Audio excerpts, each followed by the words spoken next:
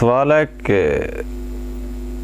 رزق جتنا کماتے ہیں دولت پتہ نہیں چلتا، روز مزدوری کرتے ہیں، گھر آتے ہیں، پیسے خرچ ہو جاتے ہیں، کچھ پتہ نہیں چلتا۔ اس کے لیے یہ بہتر ہے کہ اولاد بھی جو ہے وہ بھی رزق میں شامل ہوتی ہے۔ اولاد اور رزق میں برکت کے لیے حالات کی بہتری کے لیے جو بہترین وظیفہ ہے وہ یہی ہے کہ اس سے گناہوں سے بھی بچا جا سکتا ہے، گھر مال جان مال میں بھی اس میں برکت آ سکتی ہے۔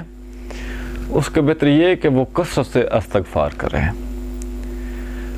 اللہ تعالیٰ آپ کے جان و مال میں برکت ڈال دے گا اور اللہ تعالیٰ آپ کے گناہوں کو بھی معاف کرے گا۔ اللہ تعالیٰ آپ کے حالات جو ہیں وہ بہتر کر دے گا، بہت زیادہ آپ کے حالات جو ہیں وہ بہتر ہو جائیں گے۔ اور اس کا جو وظیفہ ہے وہ ہے استغفر اللہ الذی لا الہ الا هو الحی القیوم واتوب الیہ۔ یہ اس کا وظیفہ ہے۔ یہ اگر آپ اٹھتے بیٹھتے اگر یہ وظیفہ کرتے رہیں استغفر اللہ الذی لا الہ الا هو الحی القیوم واتوب الیہ،